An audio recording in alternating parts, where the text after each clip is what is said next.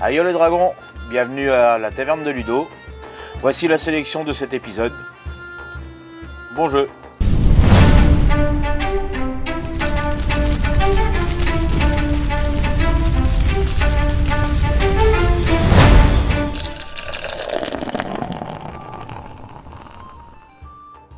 Carcassonne, un jeu de 2 à 7 joueurs.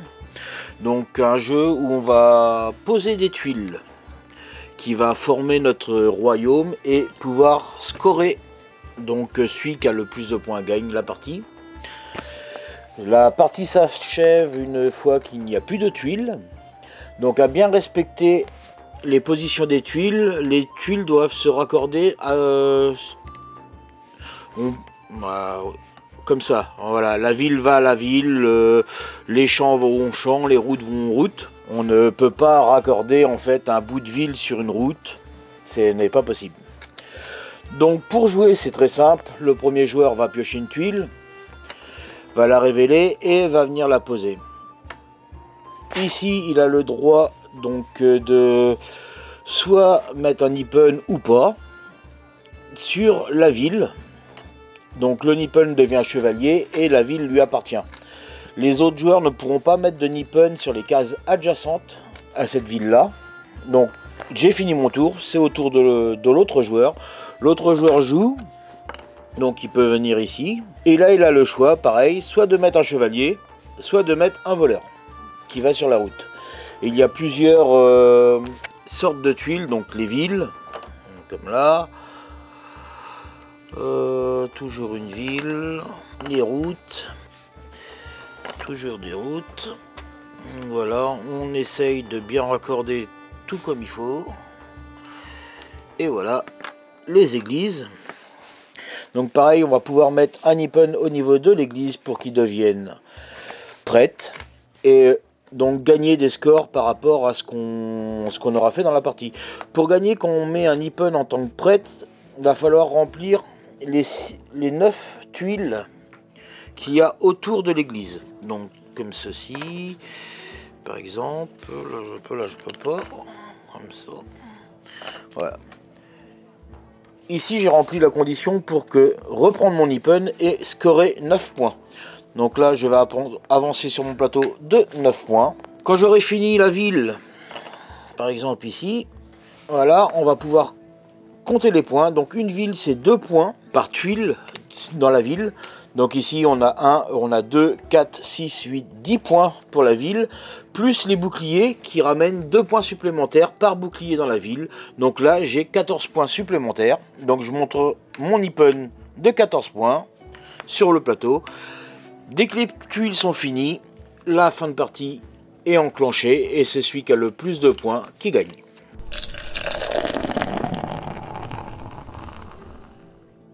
Cerbère, un jeu de 3 à 7 joueurs, semi-coopératif. Donc quand je dis semi-coopératif, il y a de la trahison. Donc pour jouer à Cerbère, c'est tout simple. On incarne un groupe d'aventuriers qui a échoué aux enfers et qui peuvent s'échapper. Donc en arrivant sur les barques du Styx. Mais Cerbère est à leur trousse. Donc premier lieu, nous allons choisir un aventurier. Donc c'est un jeu quand même minimum de 3 joueurs. Donc on va prendre 3 personnages au hasard. On va mettre les autres personnages sur le plateau. Voilà. Ainsi que le dé de Cerbère. Donc le dé de Cerbère en fait a plusieurs phases. Donc de 3 à 8. Donc ce dé là je vais vous expliquer l'importance après. Quand ça va déclencher en fait l'activation de Cerbère. Nous allons prendre les cartes associées au personnage. Les autres, on n'en a pas besoin. Et nous allons jouer en fait avec ce petit paquet de cartes, de 4 cartes. Comme ceci. Donc les cartes sont recto verso. Donc le petit bonhomme noir, c'est nous. Le petit bonhomme blanc, ce sont les autres aventuriers. Donc nous allons avoir les cartes comme ça. Et on va jouer chacun notre tour. Pour activer une carte, donc oui, hop, on va prendre celle-là. On va prendre par exemple celle-ci. Donc pour activer une carte, en fait, il y a un coup d'activation en haut du coin, là, dans le coin de la carte. Donc ce coup d'activation, c'est je vais avancer le dé de Cerbère. Voilà ce que je vous disais, donc l'importance du dé, c'est que quand le dé est ici, Cerbère part à la chasse. Après, le chiffre qu'il y a sur le dé, c'est le nombre de cases que Cerbère va avancer. Donc là, je paye mon coup d'activation. Donc j'avance le dé de 1 et je vais pouvoir avancer mon personnage de 2. J'avance de 2. Il y a des tuiles spéciales sur toute la carte. Donc ici, je vais pouvoir piocher une carte action. Donc la carte action, je la mets dans ma main. Et la carte action, en fait, on va pouvoir jouer une carte de notre personnage et une carte action.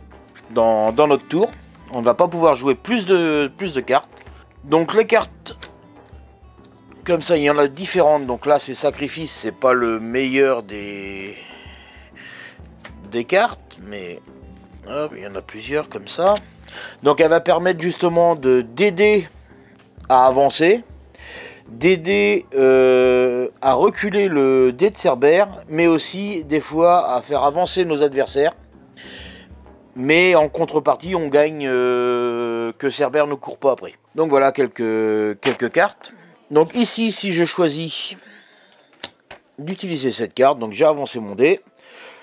Donc ce sont des personnages blancs. Donc là, ça va être l'avancée d'autres concurrents. Donc là, il y a 3 flèches. Donc il va avancer de 3 cases. Là, il y a une flèche qui va avancer d'une case. Ma carte est défaussée. Pour la reprendre en fait en main, il y a différentes cartes. Donc là, les cartes avancées, les cartes piocher des cartes et la dernière carte justement qui va permettre de récupérer son tas de cartes, les remélanger et recommencer, ainsi de suite. Les cartes actions sont à usage unique, mais aussi il y a les cartes de Cerbère. Donc quand un joueur va être mangé par Cerbère, en fait, il va être éliminé. Mais il va devenir Cerbère. Donc son but à lui maintenant va être de manger les autres aventuriers avant qu'ils arrivent à la petite barque. Donc dans le coup de la partie, on va avancer. Dès qu'un aventurier arrive sur la dernière tuile, en fait, on va révéler la barque qui est ici, la première barque. Donc là, pour pouvoir s'échapper et gagner la partie, il me faut 3 aventuriers dans la barque pour pouvoir décoller. Si je n'ai pas 3 aventuriers, je ne pourrai pas partir. Après, il y a différentes barques, il y a la 2 et la 1. Nos cartes vont permettre aussi d'échanger les barques, donc d'en prendre connaissance et de les échanger. Donc ce qui permet justement de choisir la bonne barque. Comme là, si on avait deux survivants, mais une barque à 3, je ne pouvais pas m'échapper, donc Cerbère avait gagné. Donc le joueur qui incarnait Cerbère avait gagné justement. Les autres ont perdu. Donc voilà comment se joue vite fait une partie de Cerbère. Très bon jeu, j'adore ce jeu.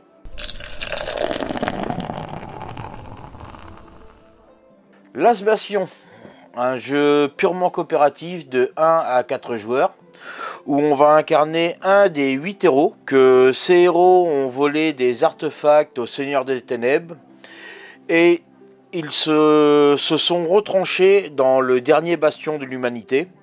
Donc le bastion en fait comporte 9 cases, et chaque case a un pouvoir spécial. Chaque héros aussi a un pouvoir spécial, donc comme là j'ai mis sur la table, ce héros là en fait va pouvoir faire une attaque et activer le bastion.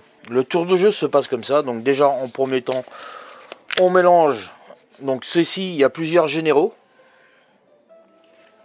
donc c'est une condition pour mettre fin à la fin du jeu en fait, pour gagner la partie. La condition c'est de tuer le général avant qu'il n'y ait plus de monstres dans le paquet de cartes. Il se place à la 7e place en partant de la fin. Donc voilà, on a mis un général. Donc là c'est pour une partie très facile. Si vous voulez des parties un peu plus épiques, vous pouvez mettre plusieurs généraux dans le paquet. Et il faut toujours laisser 7 cartes entre le dernier généraux et celui d'avant. Donc on va choisir nos héros. Donc ici j'ai pris ces petits héros là. Voilà, nous allons commencer dans les cases du milieu. Donc pour vous faire voir un peu le bastion, donc ici on a la case pour lancer un filet. En fait c'est pour paralyser les cartes. Voilà, que je vous ai pas montré les cartes des ennemis. Voilà, donc ici c'est les points qu'il va falloir pour les tuer. Et ça, ce sont les compétences qu'ils ont. Ils ont plusieurs compétences. Ils n'ont pas le même nombre de points de vie. Les cartes arrivent. Comme ça, je vais vous en sortir quelques-unes. Voilà, celle-ci est très bien. Donc ici, sur les cartes, ce qu'on peut voir. Donc ça, ce sont les coups qu'il faut pour pouvoir les tuer. Ici, c'est son pouvoir quand elle arrive sur le champ de bataille. Ici, c'est son pouvoir quand elle est déjà sur le champ de bataille. Et ça, c'est le pouvoir. Donc, c'est pas un pouvoir, c'est la récompense qu'on va avoir quand on la tue. Donc, on va remélanger. Donc, un tour de jeu se comporte comme ça. Donc, en tout premier lieu, c'est le tour de la horde. Si je n'ai pas de carte en face de moi, je vais pouvoir piocher une carte. Je pioche ma carte, c'est un monstre. Donc, c'est un monstre vert, il va côté vert. J'aurais eu un monstre jaune, je l'aurais mis devant moi. Un monstre bleu ici, un monstre rouge ici. Il y a une cinquième couleur, donc ce seront les monstres noirs. Les monstres noirs, voilà, ici, n'ont pas de couleur d'affectation, donc on les met principalement de son côté de la table, si on peut. Autrement, on peut les disposer sur les autres. Une fois que mon monstre est arrivé, j'ai le droit à mes deux actions, donc à mon héros. Donc mon héros, donc l'action déplacer, l'action combattre ou l'action déclencher le bastion. Donc j'ai le droit de me déplacer d'une case. Combattre. Donc combattre, pour pouvoir combattre le monstre, il faut que je lance 3 dés. Et il faut que je fasse un noir. J'ai bien fait mon noir. Donc le monstre... Non oui, j'ai oublié. Donc j'ai pioché un monstre, il est arrivé. Donc là, sa compétence fait rappeler un deuxième monstre. Ici, donc si le monstre reste sur la table, il allait me bloquer un objet qui était dans mon inventaire. Et si je le tue, j'ai le droit de récupérer n'importe quel petit artefact de n'importe quelle couleur. Donc soit un rouge, un bleu, un jaune, un noir. Donc ces petits artefacts vont venir dans mon inventaire et peuvent m'aider à aller tuer les monstres. Donc là, moi j'ai fini mon tour, le monstre est mort, il va à la défausse. C'est au tour de mon partenaire. Il n'a pas de monstre, il va piocher. Donc là c'est pareil, une carte noire. Il va la mettre devant lui, donc il n'y a pas de coup quand elle arrive. Il va se déplacer. Et là en fait, il peut, s'il veut, activer le bastion à la place de la combattre. Donc là il va aller mettre le petit filet sur la compétence du monstre. Et ça va bloquer le monstre. Donc il ne pourra pas, au prochain tour, il ne pourra pas activer justement sa capacité. Donc il a fini son tour, c'est encore à moi. Je pioche donc un jaune, donc je le mets de mon côté. Je vais le mettre par exemple ici. Je vais me déplacer, je vais activer le bastion. Comme avec la compétence de mon héros, je peux activer le bastion et combattre. Je vais mettre l'étendard. Donc là j'ai choisi un jaune. Donc les monstres en fait vont perdre un en moins en fait pour pouvoir les tuer avec la couleur jaune. Donc je vais relancer mes dés. 2 jaunes et un joker. Donc le monstre est mort. Je vais pouvoir récupérer comme ceci un autre petit artefact. Je peux défoncer mes artefacts du coup pour tuer les monstres. Les artefacts sont en nombre limité. Donc si j'en ai trop, il va falloir que j'en dépense pour en donner à mes collègues. Donc voilà, donc on va jouer ainsi de suite comme ça à tuer les monstres qui arrivent sur les bastions. Pour pouvoir gagner du coup, il faut tuer le général et que la pile de monstres ne soit pas finie. Et pour perdre du coup, c'est que tous les héros sont morts ou que la pile de monstres a été éliminée. Quand un héros meurt, ce n'est pas fini. On peut le ressusciter dans le dispensaire qui est ici. Donc il faut que l'autre héros aille au dispensaire, active le bastion. Ça fait ressusciter du coup le héros. Il revient avec ses points de vie. ses 3 points de vie, mais il perd son pouvoir. Donc voilà, Last Bastion, c'est un jeu purement coopératif. Faut vraiment discuter avec ses coéquipiers pour pouvoir gagner. Très très dur comme jeu. Donc j'espère que ça vous a plu, cette petite sélection.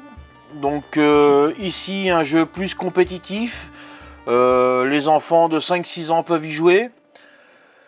J'ai un jeu semi-coopératif, là faut compter quand même 8-10 ans. Et un jeu purement coopératif mais très très dur, un de mes jeux que j'adore. Là faut vraiment baser sur des adolescents, 14-15 ans pour être bien, faire des très bonnes parties. Donc je vous invite à essayer ces jeux. C'est des jeux que j'apprécie moi et je vous encourage à y jouer. Bon, merci de m'avoir regardé et à une prochaine émission. Aïe les dragons!